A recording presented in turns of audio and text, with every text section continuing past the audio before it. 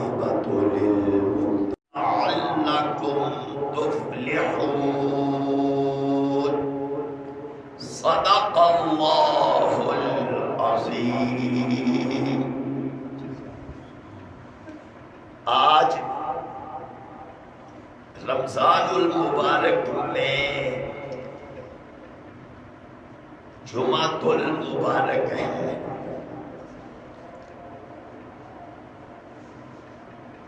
اور آج کا موضوع بھی میں نے جمعہ ہی مقرر کیا ہے۔ اس کے لیے آیت بھی میں نے وہ پڑھی ہے جس میں جمعہ کے دن کا ذکر ہے، اور اس سورت کا نام بھی سورت الجمعہ۔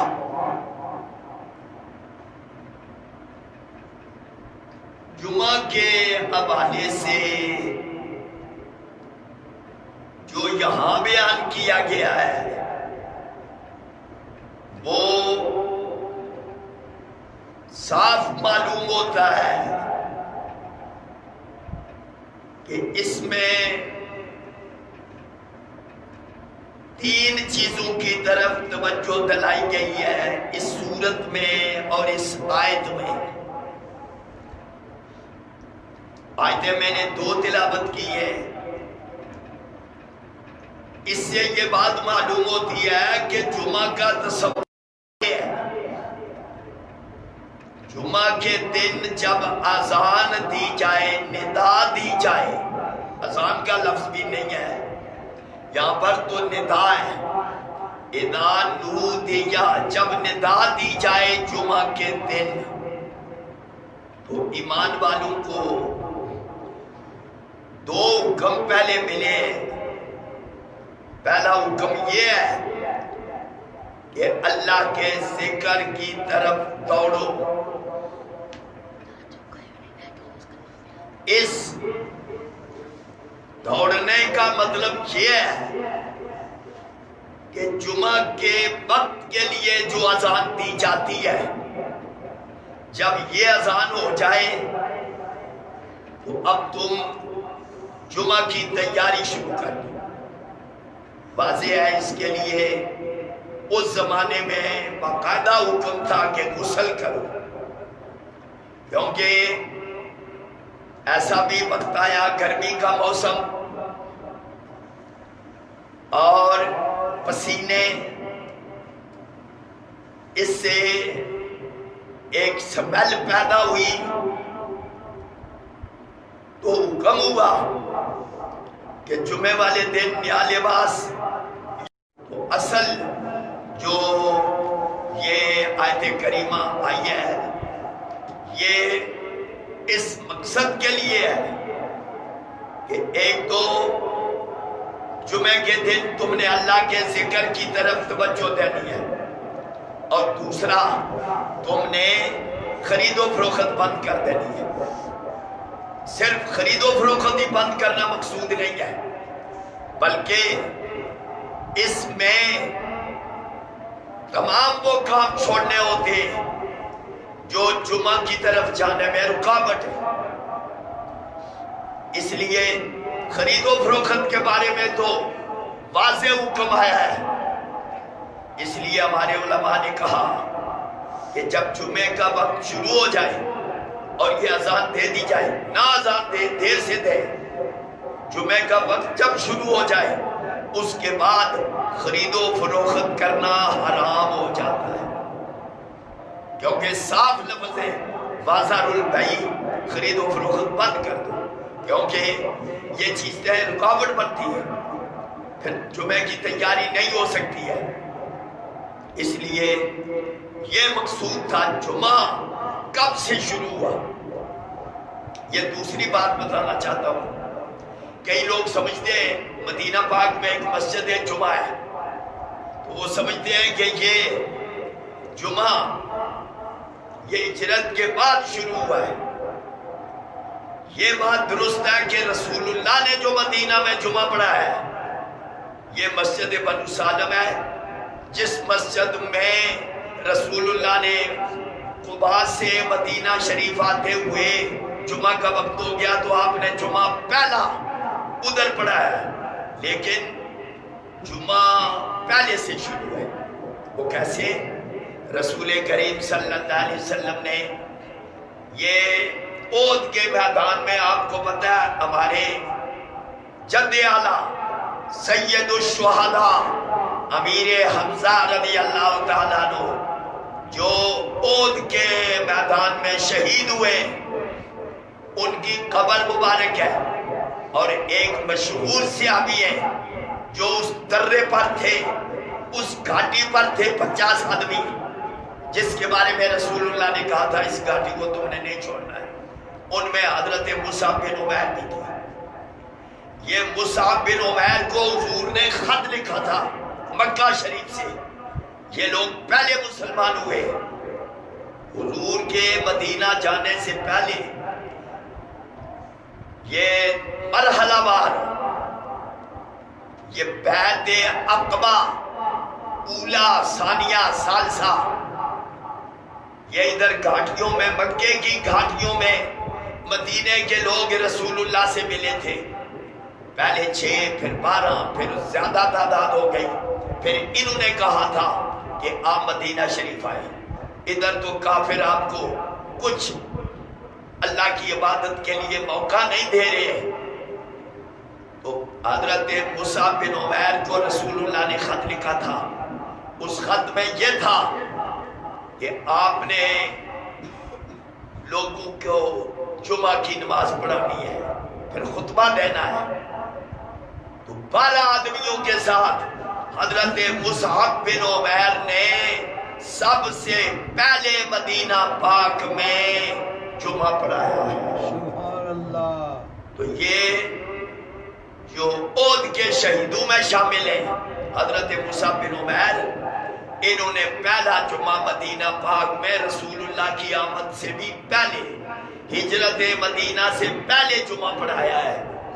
یہاں مکہ میں تو ایسی عبادت کے لیے گنجائش ہی نہیں دیتے تھے کفار، اس لیے جمعہ پہلے قائم ہوا ہے۔ دوسری یہ بات تو ہو گئی۔ دوسرا، رسول اللہ نے جو جمعہ پڑھایا ہے، آج کل وہ مسجد بند کر دی گئی ہے، مگر یہ مسجد جمعہ، اس کا نام ہی مسجد جمعہ ہے، جہاں رسول اللہ صلی اللہ علیہ وسلم نے خود جمعہ پڑھایا تھا۔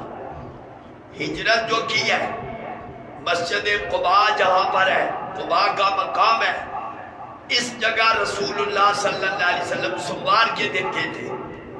پھر اس کے بعد کتنا قیام ادھر ہوا، مسجد قباء کی بنیاد رکھی گئی۔ تو آپ جمعے کا دن تھا جب قباء سے شہر میں تشریف لا رہے تھے، تو یہ جو مسجد جمعہ ہے، یہاں پر رسول اللہ نے خود جمعہ پڑھایا تھا، یہ ذکر موجود ہے۔ اس کا مطلب یہ ہے کہ اصل میں جمعہ کے بارے میں جو باتیں بتانی تھی، جمعہ تو پہلے سے موجود ہے، باتیں یہ بتانی تھی کہ ایک تو جب اذان ہو جائے، پھر اذان کے بارے میں بھی سن لیں۔ رسول اللہ کے زمانہ میں ایک ہی اذان تھی، حضرت ابو بکر صدیق کے زمانہ میں ایک ہی اذان تھی، جناب فاروق اعظم کے دور میں صرف وہی اذان جو ممبر کے سامنے ہوتی ہے۔ اذان بعد میں ہوتی تھی، مسلمان سارے مسجد میں پہلے موجود ہوتے تھے۔ یہ مشہور تھا کہ اصحاب رسول اذان کا انتظار نہیں کرتے تھے کہ اذان ہوگی تو ہم پہنچیں گے، بلکہ وہ سارے پہلے سے جمع ہوتے تھے۔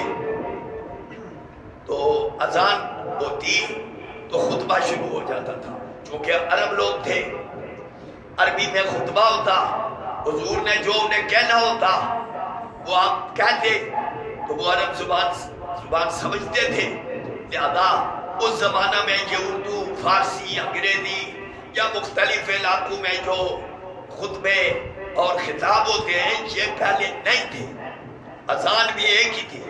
حضرت عثمان غنی کے دور میں جب آبادی مسلمانوں کی زیادہ ہو گئی اور سارے لوگ مسجد میں اذان سے پہلے جمع ہونے کا سلسلہ اس میں کمزوری آ گئی. کئی لوگ ابھی اپنے گھروں میں ہی ہوتے تھے کہ جمعہ کی اذان ہوتی، خطبہ شروع ہو جاتا، اور وہاں پر ارشاد یہ تھا کہ جب امام منبر پر آ جائے اب نہ کلام ہوگی نہ نماز ہوگی. اذا خرج الامام فلا صلاۃ ولا کلام. اس لیے جب خطبہ شروع ہو جاتا کوئی نماز نہیں پڑھتے تھے. یہ جو سنت کے لیے وقت دینے کی جو ہمارے یہاں رواج ہے یہ بھی اسی لیے تھا تاکہ لوگ جمعہ سے پہلے کی سنتیں 4 پڑھ لیں. مگر نہ امام کے نکلنے کے بعد جب خطبہ شروع ہو جائے اور جو سست لوگ وہ کہیں کہ جی ہم ابھی سنتیں پڑھتے، اس کی ممانعت ہے، کلام بھی نہیں کر سکتے اور نماز بھی نہیں پڑھ سکتے. سنیں، کیونکہ اللہ کے ذکر کی طرف دوڑو. اس ذکر سے مراد نماز نہیں ہے، نماز کا ذکر صلاۃ ہے اس کے لیے. یہ ذکر کی طرف دوڑو، یہ خطبہ ہے. گویا دوسری بات یہ ہے کہ جب عثمان غنی نے جس اذان کو پہلی اذان وہ صرف یہ اعلان تھا کہ جمعہ کا وقت شروع ہو گیا ہے.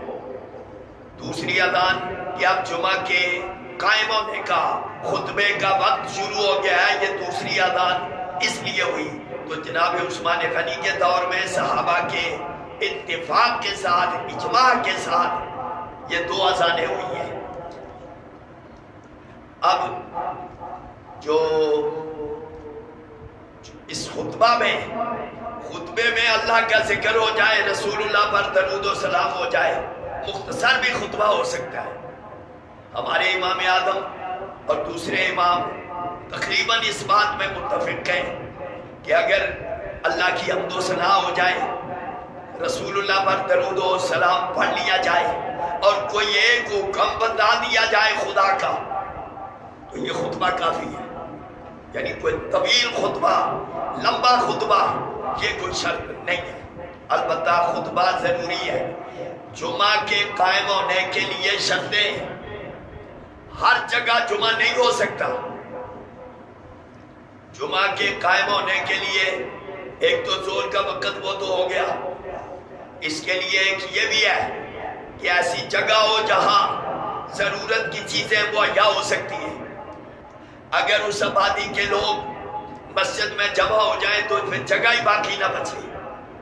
لیکن بڑی اہم شرط یہ ہے جس کی طرف عام طور پر توجہ نہیں ہے. وہ شرط یہ ہے کہ جمعہ قائم کون کرے. اس زمانہ میں یہ تھا کہ بادشاہ وقت، خلیفہ وقت، امام وقت وہ جمعہ قائم کرے. ہر ایرا وغیرہ ندھو خیرہ جمعہ قائم کرنے کا مجاز نہیں ہے. جمعہ اس دور میں امام احمد رضا خان بریلوی نے ایک حدیث بیان کی ہے. انہوں نے فرمایا آج کے دور میں بادشاہ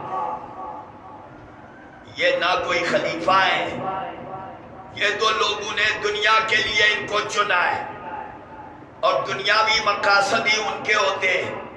ان میں امامت کی، خلافت کی اہلیت ہی نہیں ہے. تو پھر کون؟ فرمایا علاقے کا عالم دین صرف وہ جمعہ قائم کر سکتا ہے. ہر بندہ جمعہ قائم کرنے کا مجاز نہیں ہے. ہمارے دربار شریف سوئیاں افزا میں یہ جمعہ اس علاقہ کی مشہور شخصیت فخر سادات پیر سید ابراہیم مخدوم ہاشمی رحمت اللہ علیہ نے اپنے دور میں قائم فرمایا. اور پورے اس علاقہ میں سب سے قدیمی، سب سے پرانی مرکزی مسجد، جامعہ مسجد، اگر ایسی مسجد جہاں ایک اللہ کے ولی عالم دین، حافظ قرآن، پھر ہاشمی قریشی ہستی نے جمعہ قائم کیا ہے، تو یہ مرکزی اور قدیمی جامعہ مسجد ہے جو دربار شریف سوئی حافظہ میں ہے، کیونکہ اس کو، اور یہ باقاعدہ یہ تاریخ میں ہے، یہ سب کچھ لکھا ہوا ہے، قلمی تحریر بھی موجود ہے فارسی میں، تاریخ پپی جو ایک سکھ نے لکھی ہے اس میں بھی یہ سب کچھ موجود ہے، بلکہ مجھے ایک ڈائری ملی ہے،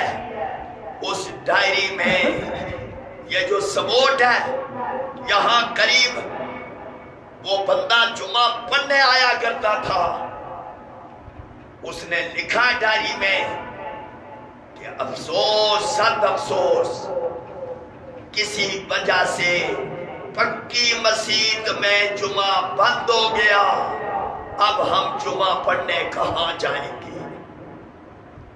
یہ سموٹ سے بھی آگے جگہ ہے، وہاں میں گیا تھا تو وہاں سے یہ ڈائری ملی ہے۔ اس کا مطلب یہ ہوا میں نے جو جمعہ قائم کیا وہ 100 سال کے بعد جمعہ قائم ہوا تمہارا، تو یہ وہ جگہ ہے ہر کوئی قائم نہیں کر سکتا ہے۔ جمعہ علاقے کا عالم دین، مفتی اسلام، جس کو دین کا علم ہو، جسے قرآن و حدیث کا علم ہو، وہ بندہ جمعہ قائم کر سکتا ہے۔ یہ جمعہ کی شرطوں میں شامل ہے، یہ نہیں برابر ہے۔ اس کا مطلب یہ ہے اس خطبے کی بہت بڑی اہمیت ہے۔ خطبہ ایک ہو یا دو ہو جائیں چلو بہتر ہے، تاکہ یہ بھی تصور ہو جائے کہ 2 رکعتوں کے برابر ہے، ورنہ ایک خطبہ بھی ہو تو جمعہ ہو سکتا ہے، اگر خطبہ کوئی نہ ہو تو جمعہ نہیں ہو سکتا۔ تو یہ جمعہ کے بارے میں یہ تفصیل ہے، اور اس میں اذان کے بارے میں نے بتایا۔ اب ایک حدیث سن لیں۔ حدیث یہ ہے کہ جمعہ والے دن فرشتے باقاعدہ صحیفے لے کر، ایک دفتر لے کر، ایک رجسٹر لے کر مسجد کے دروازے پر بیٹھ جاتے ہیں۔ سب سے پہلے جو بندہ داخل ہوتا ہے وہ فرشتے لکھتے ہیں کہ یہ بندہ ہے جو سب سے پہلے جمعہ کی نماز کے لیے آیا ہے۔ پھر اجر و ثواب بھی بہت زیادہ ہوتا ہے۔ پھر دوسرا، پھر تیسرا، جس نے اونٹ قربان کیا، گائے قربان کی، بکری قربان کی، اس طرح سے اس کو اجر و ثواب ہے۔ فرمایا جب امام خطبہ کے لیے بیٹھ جاتا منبر پر، اس وقت فرشتے اپنے دفتر سمیٹ کر وہ بھی خطبہ سننے کے لیے بیٹھ جاتے ہیں، اور یہ نام لکھنے کا سلسلہ بند ہو جاتا ہے۔ اس لیے جلد سے جلد مسجد میں پہنچنا چاہیے اور خطبہ سننا چاہیے، جس کا مطلب یہ ہوتا ہے خدا کے احکام، اس کے رسول کے احکام یہ لوگوں کو بتائے جائیں۔ جو بندہ جمعہ نہ پڑھے، ایک جمعہ عذر کے بغیر نہ پڑھے، دوسرا جمعہ بھی عذر کے بغیر نہ پڑھے، تیسرا جمعہ بھی عذر کے بغیر نہ پڑھے، ہمارے نبی نے کہا اس کی پیشانی پر لکھ دیا جاتا ہے یہ بندہ کافر ہے، اور ایک روایت میں لکھ دیا جاتا ہے یہ بندہ منافق ہے۔ یہ ہے جمعہ کے بارے میں۔ باقی یہ جمعہ کی چھٹی کے بارے میں بھی تھوڑی سی بات ہو جائے۔ 2 باتیں حکم دیا ہے، اللہ کے ذکر کی طرف تیاری شروع کر دو، خرید و فروخت بند کر دو، یہ تمہارے لیے بہتر ہے اگر تم جان لو۔ جب جمعہ کی نماز ہو جائے اب زمین میں پھیل جاؤ، اللہ کا فضل تلاش کرو، اللہ کا ذکر کثرت سے کرو تاکہ تم کامیاب ہو جاؤ۔ اس کا مطلب یہ ہوا کہ جمعہ کے بعد کاروبار کرنے میں کوئی حرج نہیں ہے۔ باقی جمعہ کی چھٹی، جمعہ کی تعطیل، یہ بھی ایک سماجی معاملہ ہے۔ یہودیوں نے ہفتے کے دن کو اہمیت دی ہے، عیسائیوں نے اتوار کو اہمیت دی ہے۔ جدھر جدھر یہودیوں کے تو اتنی حکومتی کوئی نہیں سوائے اسرائیل کے، اور وہ بھی تک کیسے انہوں نے حکومت بنائی ہے فلسطینیوں کو نکال کر ان پر ظلم کر کے، ورنہ یہودیوں کی پوری دنیا کے تختے پر حکومت نہیں ہے۔ عیسائیوں نے اپنے لیے اتوار منتخب کیا ہے۔ رسول اللہ نے فرمایا یہودیوں نے ہفتے کا دن، عیسائیوں نے اتوار کا دن، ہم مسلمان اپنے لیے اجتماع کے لیے، بڑے اجتماع کے لیے ہم جمعے کے دن کو منتخب کرتے ہیں، کیونکہ وہ ہفتے اتوار کو اپنے اپنے چھٹیاں کرتے ہیں۔ تو اگر ہفتے میں کسی دن چھٹی کرنا مناسب ہے تو پھر مسلمانوں کے لیے یہی مناسب ہے کہ وہ جمعے کے دن چھٹی کر لیں، یعنی ایک دن اس کو اہمیت دینا، تاکہ یہ نہ ہو کہ ادھر جمعہ ہو رہا ہے۔ کئی مرتبہ ایسے ہوا، شادیاں ہوتی تھی، ادھر جمعے ہو رہے ہیں اور ادھر شادی کا فنکشن ہو رہا ہے، کھانے پینے میں مصروف ہے، جمعے ہو گئے اور جمعے میں بہت بڑی تعداد، جن کی جمعے کے اجتماع سے بھی بڑی تعداد ہے سارے ہی مسلمان، لیکن کوئی بندہ بھی جمعہ کی نماز پڑھنے نہیں آیا۔ یہ مقصد تو نہیں ہے۔ جمعے کی تعطیل، جمعے والے دن اذان پہلی کے بعد تیاری، جمعے کی ادائیگی، یہ مسلمانوں کی ذمہ داری ہے۔ اگر چھٹی کرنا چاہیں تو ہفتے کے دن یا اتوار کے دن ان کا چھٹی کرنا پھر اتنا مناسب نہیں لگتا۔ ان کی تعطیل کے لیے جمعے کا دن ہی مقرر ہونا چاہیے، یہ اچھا لگتا ہے اور بہتر لگتا ہے، کیونکہ ہر ملت کے اپنے شاعر ہیں، ملت اسلامیہ کے بھی شاعر ہیں۔ یہ جمعے کے دن اس کو اہمیت، اگر ہفتے میں چھٹی کرنا کوئی ضروری ہے یا ایک سماجی ضرورت سمجھا جائے تو پھر مسلمانوں کی چھٹی جمعے کے دن ہی ہونی چاہیے۔ اللہ تعالی جل شانہ ہمیں جمعے کے دن کی عظمت جو قرآن و حدیث میں ہے، باقی وہ ذہن میں آ گیا کہ جی حضرت آدم علیہ السلام جمعے کو پیدا ہوئے، جمعے کو زمین پر اتاریں گے، قیامت بھی جمعے کے دن ہی قائم ہوگی، یہ باتیں بھی موجود ہیں۔ اس لیے جمعے کے دن کو اہمیت بہت زیادہ ہے، مگر سب سے زیادہ اہمیت اللہ کے ذکر کو ہے اور نماز کو ہے، اذان کو ہے۔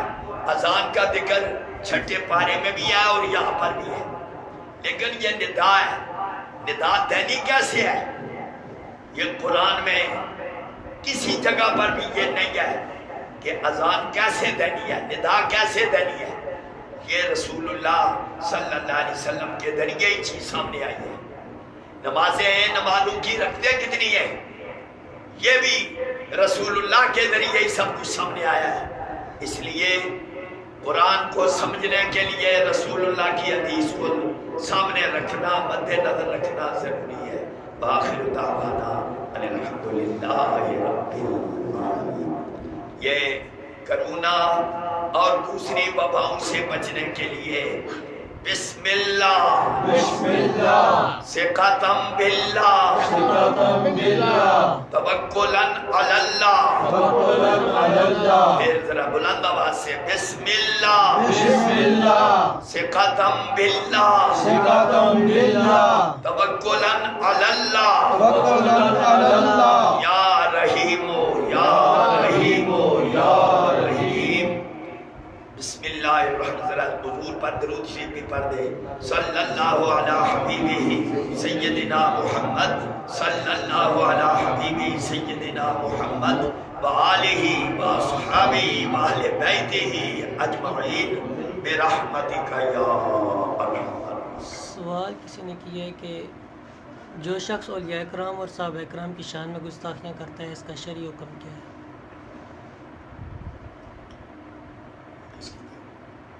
حافظ السامہ۔